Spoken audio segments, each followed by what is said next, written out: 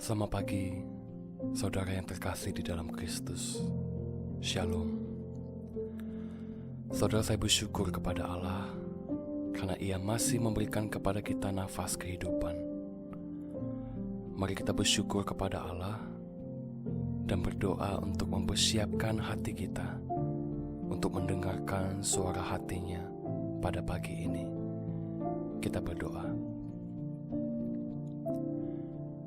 Bapa Maha Kasih, kami sungguh mengucap syukur kepadamu atas nafas kehidupan yang masih Engkau taruh pada kami. Kami bersyukur atas kemurahan dan kebaikan-Mu yang selalu kami rasakan di setiap langkah dan di setiap musim hidup kami. Bapa, terima kasih. Sampai hari ini kami masih melihat dan menikmati kesetiaan Tuhan dalam menuntun dan menopang kami. Kami yang begitu lemah dan yang rentan. Engkau tetap setia, Tuhan, meskipun kami tidak setia. Bapa, di pagi ini kami mau memulai hari dengan mendengarkan suara hati-Mu. Kiranya Allah Roh Kudus yang melembutkan hati kami dan memampukan kami untuk dapat memahami firman-Mu. Inilah doa kami ya Bapa. Hanya di dalam nama Tuhan Yesus kami sudah berdoa dan mengucap syukur. Amin. Saudara, mari kita membuka Alkitab kita dari Injil Yohanes pasal yang ketiga ayatnya yang ke-16. Saya akan membacakan untuk kita semua. Karena begitu besar kasih Allah akan dunia ini, sehingga Ia telah mengaruniakan anaknya yang tunggal, supaya setiap orang yang percaya kepadanya tidak binasa, melainkan beroleh hidup yang kekal. Saudara, tema renungan hari ini ialah perjumpaan dengan Allah itu mahal harganya. Saudara, izinkan saya bertanya, saat ini siapa yang muncul di hati kita atau di benak kita, seseorang yang ingin sekali kita jumpai? Bukankah orang yang ingin kita jumpai itu adalah orang yang kita cintai? Orang yang kita senangi, orang yang kita nanti-nantikan untuk ngobrol, spend waktu dan quality time bersamanya, bercanda dengannya, atau berjalan bersamanya. Dan perjumpaan dengan orang tersebut biasanya kita tunggu-tunggu. Kapan ya? Kapan bisa berjumpa dengan dia lagi? Kapan bisa hang out bareng bersama dia lagi? Kapan? Saudara, agar perjumpaan itu dapat tercipta, pasti diperlukan yang namanya inisiatif, baik dari salah satu pihak maupun dari kedua belah pihak. Dan inisiatif untuk berjumpa dengan seseorang itu umumnya didorong oleh dua faktor utama. Pertama, inisiatif perjumpaan itu didorong oleh kerinduan atau cinta. Kedua, inisiatif perjumpaan itu didorong oleh suatu tujuan atau maksud. Entah itu pekerjaan, meeting, dan sebagainya. Saudara, Yohanes 3 ayat 16 yang telah kita baca sedang berbicara tentang sebuah perjumpaan yang agung. Suatu perjumpaan yang lahir dari inisiatif Allah. Dan perjumpaan itu dirancang oleh Allah sendiri. Perjumpaan itu berbicara tentang kedatangan Kristus ke dalam dunia untuk berjumpa dengan manusia yang berdosa, berjumpa dengan engkau dan saya. Saudara, melalui Yohanes 3 ayat 16, kita bisa melihat bahwa di dalam perjumpaan yang agung itu mengandung dua faktor utama tadi. Faktor utama pertama, perjumpaan itu lahir dari hatinya Allah, lahir dari cintanya Allah kepada kita. Dan faktor utama kedua, perjumpaan itu memiliki tujuan dan maksud, yaitu memberikan anugerah keselamatan kepada manusia secara cuma-cuma, yaitu keselamatan bagi mereka yang percaya kepadanya. Perjumpaan yang agung itu juga terwujudkan karena adanya pengorbanan. Sebuah perjumpaan dapat terjadi karena ada harga yang harus dibayar. Dibayar dengan apa?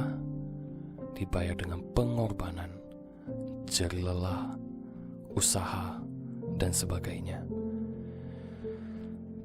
Saudara, jika kita hendak bepergian ke sebuah kota di situasi seperti ini, yaitu di masa-masa COVID, dengan menggunakan pesawat, pasti sangatlah ribet.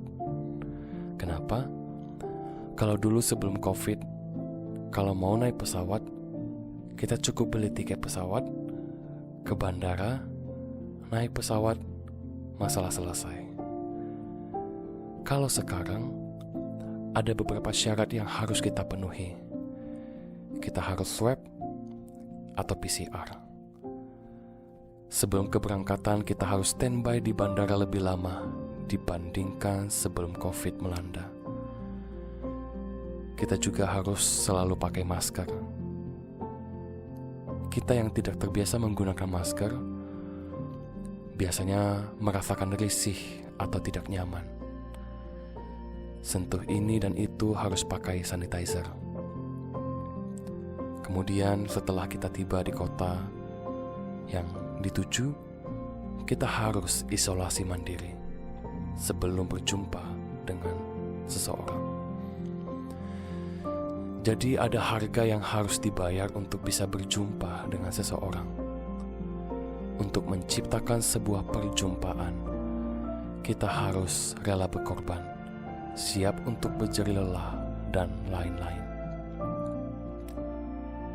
Tapi saudara, harga yang harus kita bayar untuk berjumpa dengan seseorang itu masih belum seberapa harganya. Kenapa? Karena semua orang memiliki potensi untuk melakukan hal yang sama seperti apa yang kita lakukan. Jadi tidak terlalu spesial. Tetapi saudara, ketika Kristus datang ke dunia ini untuk berjumpa dengan kita, harga perjumpaan itu sangat amat mahal yang dibayar dan dilunasi oleh Kristus di atas kayu salib. Seorang hamba Tuhan pernah mengatakan bahwa tidak ada seorang pun yang mengetahui berapa harga yang dibayar oleh Kristus di atas kayu salib. Saudara, betapa Allah merindukan kita itu dapat memperoleh keselamatan yang kekal. Sampai-sampai ia merelakan anaknya yang tunggal, anaknya yang begitu ia kasihi, untuk datang ke dalam dunia ini, menjadi sang pendamai yang agung dan yang sempurna, tanpa cacat celah. Ia menjadi pendamai antara manusia dengan Allah melalui kematian dan darahnya. Saudara, kalau kita renungkan, hati ayah mana di bumi ini yang tega merelakan anak satu-satunya mati? Ayah normal mana yang tidak hancur hatinya melihat anak kesayangannya disiksa dan dibunuh orang lain? Tapi Allah menyimpan segala kepedihan yang tak terungkap itu di dalam hatinya untuk memperlihatkan cintanya kepada manusia, yaitu cintanya kepada kita. Pertanyaan besar untuk kita adalah, untuk apa Kristus lakukan semua itu? Apa untungnya bagi Kristus? Apa yang membuat tekadnya begitu bulat untuk datang ke dalam dunia yang begitu rusak ini? Jawabannya cuma satu. Karena Dia sangat sayang dengan kita. kasih sayangnya terlalu besar melampaui segala yang ada. Saudara, aplikasi dari firman yang kita dengar pada hari ini ialah perjumpaan itu seharusnya mentransformasikan hidup kita. Perjumpaan yang sejati itu harusnya mentransformasi kita. Pertanyaan bagi kita ialah,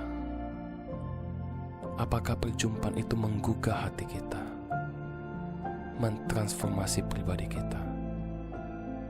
Apakah perjumpaan Maha Agung yang terjadi di atas kayu salib itu menciptakan rindu di dalam hati kita untuk menantikan perjumpaan selanjutnya bersama dengan Tuhan?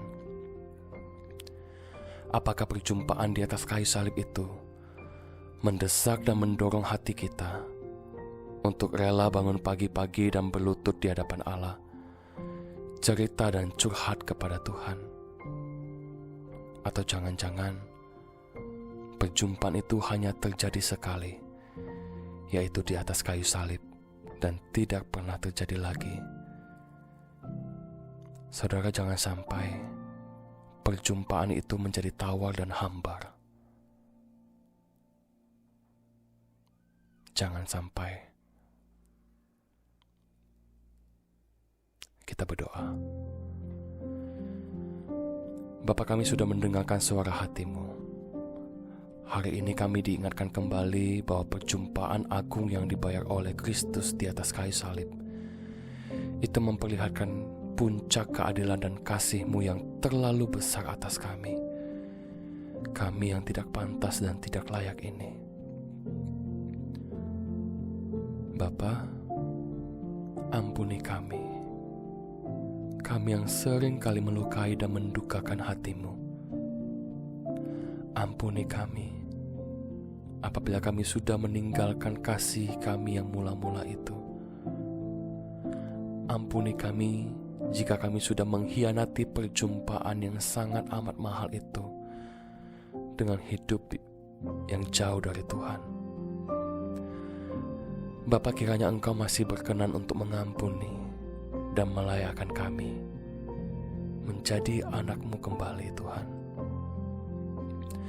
Kami berdoa memohon agar Allah Roh Kudus untuk memampukan kami untuk selalu setia kepada Engkau, ya Bapa.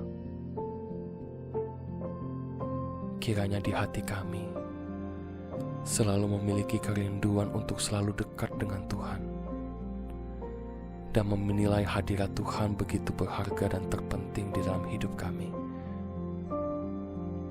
Bapa, sepanjang hari ini kami serahkan ke dalam tangan Tuhan. Kami meminta Engkau yang memimpin, menuntun kami, dan berjalan bersama dengan kami. Inilah doa kami Bapa. Hanya di dalam nama Tuhan Yesus kami sudah berdoa dan mengucap syukur.